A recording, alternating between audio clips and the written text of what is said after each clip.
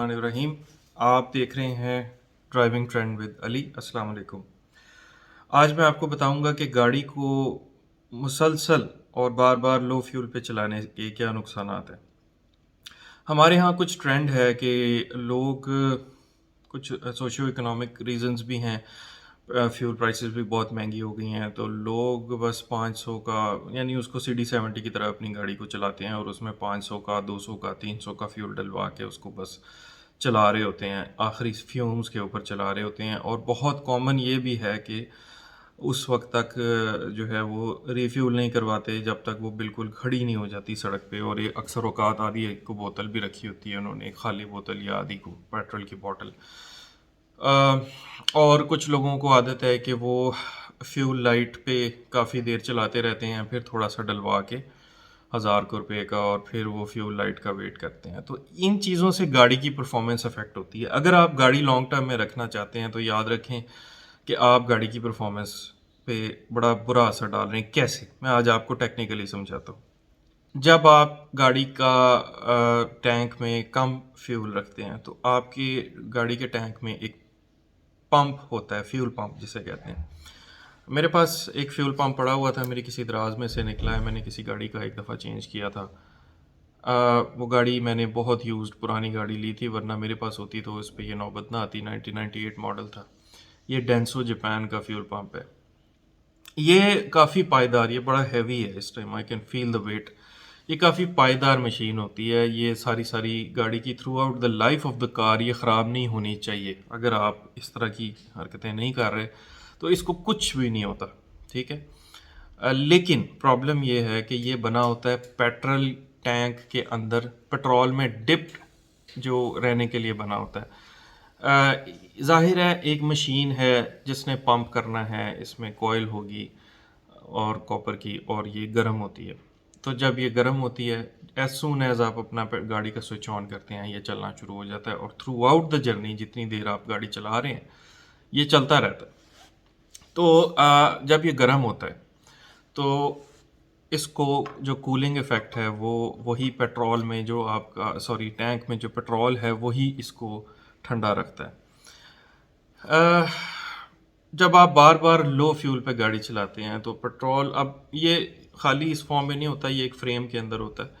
तो जाहिर है कि ये अपनी जो है पेट्रोल नीचे से उठा रहा होता है, ये टैंक के बिल्कुल बेस के करीब होता है। तो जब आप लो फ्यूल पे गाड़ी चलाते हैं तो ये डिप नहीं होता, तो एक तो ये हीटअप होता है। अच्छा, हीटअप से भी ये इसकी परफॉर्मेंस को इतनी ज़्यादा ख़राब नहीं होती।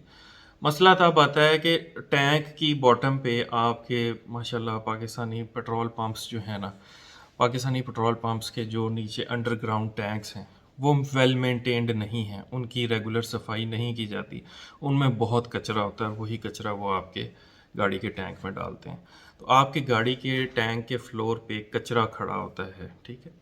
और ये पंप जो है ये फ्लोर के करीब होता है ताकि आखिरी हद तक आपके पेट्रोल को खींच सके। तो जब आप लो फ्यूल पे गाड़ी ले जाते हैं तो ये पंप फिर उस कचरे को भी साथ उठाता है जब आखिरी आखिरी फ्यूल को खींच रहा होता है। तो इसके अंदर एक फ्यूल फिल्टर होता है। वो फ्यूल फिल्टर का काम यही होता है कि उस कचरे को रोके, तो आपका फ्यूल फिल्टर जो है वो चोक होता है। अच्छा, अब अगली बात कि फ्यूल फ़िल्टर तो चले, हम अगर कोई गाड़ी अच्छी मेंटेन रखना जानता है तो उसे पता है कि फ्यूल फ़िल्टर को वक्तन फ़वक्तन साफ़, कुछ गाड़ियों के फ्यूल फ़िल्टर साफ़ हो जाते हैं, कुछ के चेंज करवाने पड़ते हैं। तो आप साफ़ करवाते रहें या चेंज करवाते रहें, हर 30 से 40 हज़ार किलोमीटर के बाद आप अपना फ्यूल फ़िल्टर को पीछे पिछली सीट के नीचे यूजुअली फ्यूल टैंक होता है, पिछली सीट उठाएं किसी भी गाड़ी की, तो आप ये फ्यूल पंप का पूरा फ्रेम निकालें, उसके अंदर इसके साथ फ़िल्टर भी होता है।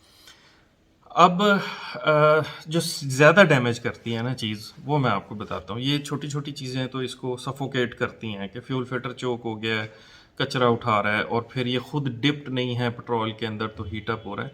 लेकिन सबसे ज़्यादा जो चीज़ डैमेज करती है वो ये कि जब इसमें हवा आ जाती है। ये हवा खींचने के लिए नहीं बना हुआ, ये सिर्फ फ्यूल खींचने के लिए बना हुआ है। जब ये हवा खींचता है ना तो फिर इसकी बाहर से भी कूलिंग नहीं हो रही, अब अंदर भी ये हवा खींच रहा है तो अंदर से भी इसके फ्यूल नहीं गुजर रहा, तो ये बिल्कुल जो है ना उससे इसकी परफॉर्मेंस डिटीरियोरेट होना शुरू हो जाती है। अगर तो गाड़ी की लाइफ टाइम में कोई आपके साथ कोई साल में 1 दफ़ा या 2 दफ़ा ऐसे होता है तो उससे इसको कोई फ़र्क नहीं पड़ता। लेकिन अगर आप कंसिस्टेंटली ये प्रैक्टिस कर रहे हैं कि अब देखें, जब अगर आप ये सोच रहे हैं कि नहीं, नहीं मैं तो फ्यूल लाइट जलने के बाद गाड़ी के खड़े होने से पहले फ्यूल डलवा लेता हूँ तो इसमें हवा नहीं जाती, तो यू आर मिस्टेकन, आप गलत हैं। क्यों? जब आपका लो फ्यूल होता है तो गाड़ी आपकी हिल भी रही होती है, ठीक है? इतनी हमारी प्यारी सड़कें तो नहीं है कि आपकी गाड़ी ऐसे मर्सिडीज़ की तरह स्टेबल जा रही है। आपकी गाड़ी हिल रही होती है, ठीक है?